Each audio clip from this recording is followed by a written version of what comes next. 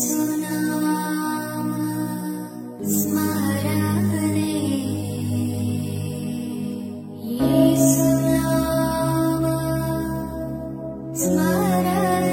The lord. యేసునామ స్మరణ అనే ఉదయకాల కార్యక్రమానికి మీ అందరికీ ఆహ్వానం. లేచరండి, దేవుని యొక్క వాక్యం వినడానికి వేగిరి పడుతున్నారని నమ్ముతున్నాను. ఈరోజు దేవుడు మంచి వాగ్దానము 34 కీర్తన 10వ వచనం నుంచి, సింహపు పిల్లలు లేమి గలవై ఆకులు కొనును, యెహోవాను ఆశ్రయించు వారికి ఏ మేలు కొదువై ఉండదు. చాలామంది దేవుని ఆశ్రయించడం అని మనుషుల మీద డిపెండ్ అవుతూ ఉంటాం. ఏ కాలేజ్కి వెళ్ళాలి, ఏ స్కూల్లో జాయిన్ చేయాలి పిల్లల్ని, లేక ఏ డాక్టర్ మంచిది, ఏ ఫుడ్ రెస్టారెంట్ మరి కరెక్ట్, ప్రతి విషయంలో దేవుని మీద ఆధారపడకుండా చాలామంది క్రైస్తవులు ఇతరుల మనుషుల మీద ఆధారపడుతూ వారు చెప్పే 4-5 సలహాల్లో ఏది బెస్ట్ అంటూ ఇంకొకరిని అడుగుతూ అలా జీవిస్తూ ఉంటారు. కానీ దేవుని ఆశ్రయించే వారికి ఏ మేలు కొదువై ఉండదంట. నువ్వు ఎక్కడికైనా వెళ్ళాలన్నా, దేశాన్ని వదిలిపెట్టి విదేశాలకు వెళ్ళాలన్నా కూడా, చదువుల్లో సబ్జెక్ట్స్ తీసుకోవాలన్నా కూడా, మరి ఇంటిలో ఏ ఇంటికి వెళ్ళాలి, లేక ఏ ప్రాంతంలో నివాసం చేయాలి, ఇవన్నీ కూడా నువ్వు దేవుని మీద ఆధారపడి చూడు. దేవుడు నీకు మేలుకరంగా దేవుడు నీకు చేస్తూ ఉంటాడు. ఒకసారి ఒక అబ్బాయి చిన్నతనం నుంచే దేవుని మీద కాకుండా మనుషుల మీద ఆధారపడేవాడంట. ఏం తినాలో కూడా మనుషుల మీద ఆధారపడి అడిగేవాడంట. చదువుల్లో కావచ్చు, కాలేజ్ వచ్చినప్పుడు కూడా ఏ సబ్జెక్ట్స్ తీసుకోవాలి, ఏ కాలేజ్ అంటూ మనుషుల మీద ఆధారపడుతూ జీవించేవాడు.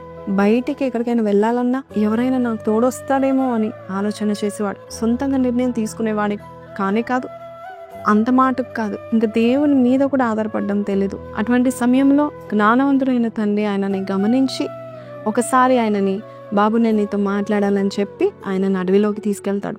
అడవికి తీసుకెళ్ళాక అన్ని చెట్లు కనిపిస్తూ ఉన్నాయి. ఒక చెట్టు యొద్ద ఆపి, మరి బాబు ఈ చెట్టుని చూసావా అన్నాడు. ఆ చెట్టు మంచిగా రోడ్డు మధ్యలో మరి నిలబడతా ఉంది.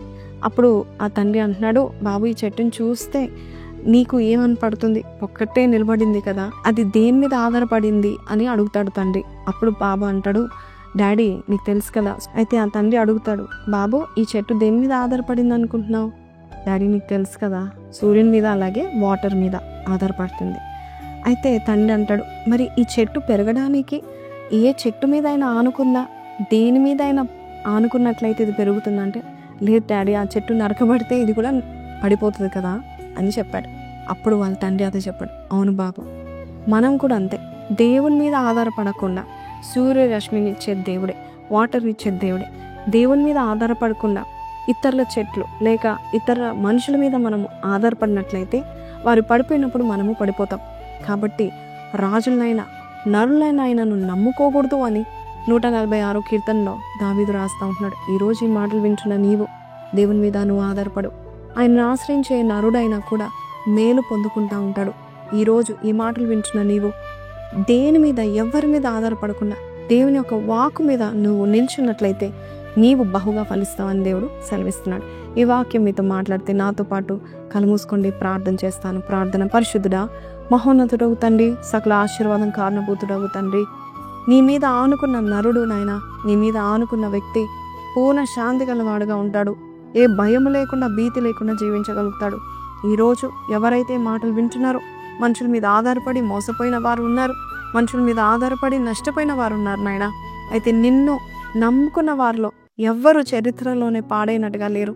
నమ్ముకొని వెళ్ళేనాయన ప్రభా, అయ్యా తన మనసు మాకు పుట్టించి నడిపించమని యేసు పరిశుద్ధ నామమున అడిగి వేడుకొంచున్నాం తండ్రి, ఆమెన్.